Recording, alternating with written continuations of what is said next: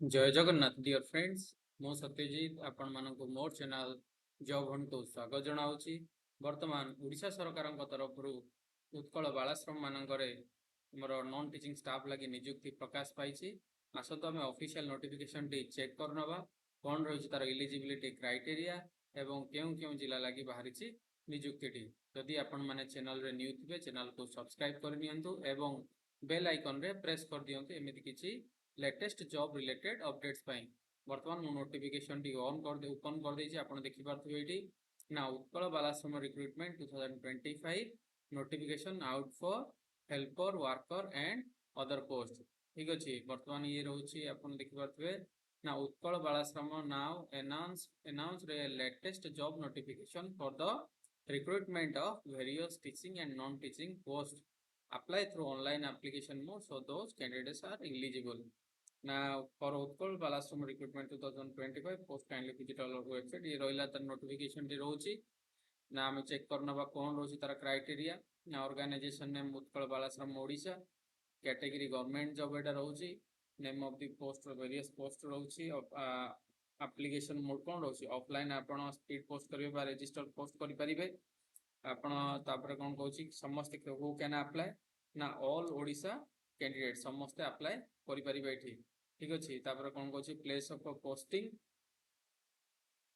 ना all Odisha candidate समस्त एठी अप्लाई करि परिबे। प्लेस ऑफ पोस्टिंग कोन रहउछि ओडिशा रहउछि लास्ट डेट केबे रहउछि ना 18/9/2025 रहउछि यार लास्ट डेट। ठीक अछि ना both male and female candidates एठी अप्लाई करि परिबे। क्वालिफिकेशन रो रिक्वायरमेंट जो पोस्ट बाहर छि तार क्वालिफिकेशन कोन रिक्वायर्ड करा जाउछि ना वार्डन पई आपण मिनिमम बीएससी बा बीए करितबा दरकार ग्रेजुएट होइतबा दरकार साइंस रे ग्रेजुएट करथिबा दरकार न आर्ट्स रे ग्रेजुएट करथिबा दरकार। द्वितीय जो हेड कुक बाहर छि ता पई कोन करथिबा दरकार ना ओनली एक्सपीरियंस आपण कुक पई ओनली खाली एक्सपीरियंस आपनकर रिक्वायरमेंट रहइबो। आ असिस्टेंट कुक पई सेम एक्सपीरियंस रिक्वायरमेंट रहइबो। स्वीपर कम चौकीदार पई आपण 10th पास मिनिमम करितबा दरकार। एज लिमिट कौन कौन रोचे ना मिनिमम रोचे 30 एज आ मैक्सिमम रोचे 50 एज रोचे मैक्सिमम रोचे। सैलरी वार्डन पाई रोचे 21,175, हेड कुक पाई रोचे 9,000, असिस्टेंट कुक पाई रोचे 6,750, स्वीपर पाई रोचे 7,500 टंका। तापरे कौन रो सिलेक्शन प्रोसेस ना आपनकर एटा डायरेक्ट इंटरव्यू रहइबो आपनकर एथे आ किछि एग्जाम किछि रहइबा नाही डायरेक्ट इंटरव्यू रहइबो। इंटरव्यू क्वालिफाई कले आपनको पोस्टिंग मिल जिवो। आउ या पई एग्जाम फीस मध्ये किछि नाही देखो नो फीस फॉर ऑल। तापर कोन कोन आपनकर इंपोर्टेंट सब डॉक्यूमेंट्स लागिवो ना डॉक्यूमेंट्स आपनको लागिवो एचएससी सर्टिफिकेट एंड मार्कशीट। तापर आपनकर +2 सर्टिफिकेट आ मार्कशीट लागिवो कास्ट सर्टिफिकेट लागिवो आधार कार्ड लागिवो रेसिडेंट सर्टिफिकेट लागिवो आ self attested passport size photo. ना ऑलरेडी एटा अप्लाई स्टार्ट हेई सारलाणी एप्लीकेशन स्टार्ट डेट सबमिट हेबार हेई सारलाणी। लास्ट डेट रहउछि 18 सेप्टेम्बर 2025। आसंदा हमें ऑफिशियल नोटिफिकेशन टी चेक कर दबा इथला इते हमें ऑफिशियल जो गवर्नमेंट जो नोटिफिकेशन टी आस्तिला तार हमें नोटिस टी हमें चेक कर दबा। ये रहउछि ऑफिशियल नोटिफिकेशन टी अपन देखि परथिबे जो पोस्ट टी बाहर छि हा ढेंकानाल जिला पई बाहर छि। आउ तापरे आपण को देखि परथु इठी वार्डन पई कोन रहिछि ना बीए बीएससी करथिबा दरकार महिला पुरुष आपण एटा मेल फीमेल दुई जण अप्लाई करि परिबे। सैलरी रही जाउछि आपनकर 21,175 टंका। सेमती मुख्य रोषिया पई दुईटा रहउछि महिला पुरुष तीनटा महिला रहउछि पुरुष रहउछि दुईटा। सेमती आपनको उत्तम रंधन अभिज्ञता बा एक्सपीरियंस थिबा दरकार दरमा रहइबो 9,000 टंका जेमति कि म आपनको सेठी कहि सारिथिली।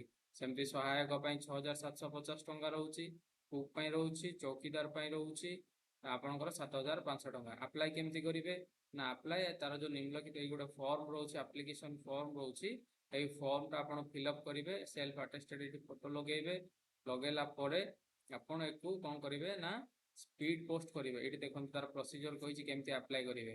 स्थानीय आवेदनकारी को अग्राधिकार दिया जिवो जदि अंचल प्रार्थी न मिलନ୍ତି तबे सेई ब्लॉक जदि सेई ब्लॉक न मिलନ୍ତି तबे जिला प्रार्थी बा प्रार्थी मानको अग्राधिकार दिया जिवो।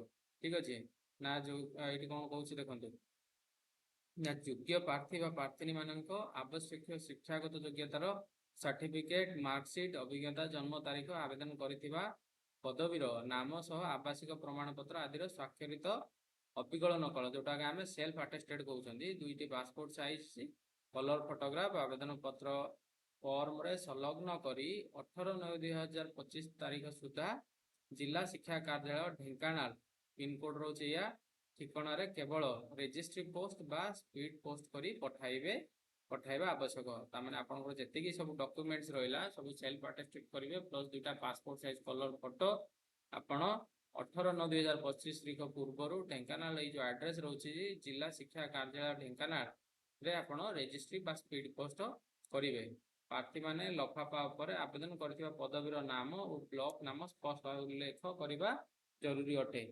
आवश्यक प्रमाण पत्र संलग्न होई नथिबा असंपूर्ण आवेदन पत्र रजिस्ट्री पोस्ट स्पीड पोस्ट व्यतीत अन्य जरिया रे किंबा अंतिम तारीख पर पहुंचथिबा आवेदन पत्र को विचार को निया जिवो नाही।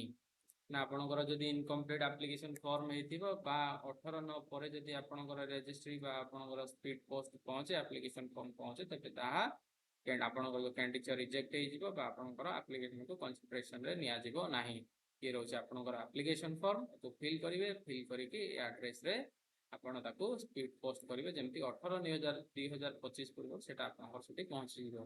पहुंचला पर आपनकर सेठी इंटरव्यू होबो इंटरव्यू होला पर आपनको डायरेक्ट सेठी पोस्टिंग मिलिबो। आशा करछि आपनको फुल इन्फॉर्मेशन टी मिली पारथिबो। चैनल को सब्सक्राइब करनेबे लाइक करिवे कमेंट करिवे एवं जहाँ रिक्वायरमेंट थिबो बा जदि के फ्रेंड्स आपनकर नीडी थांती तबे ताको एबा फॉरवर्ड कर दियंतु बा शेयर कर दियंतु। जय जगन्नाथ धन्यवाद।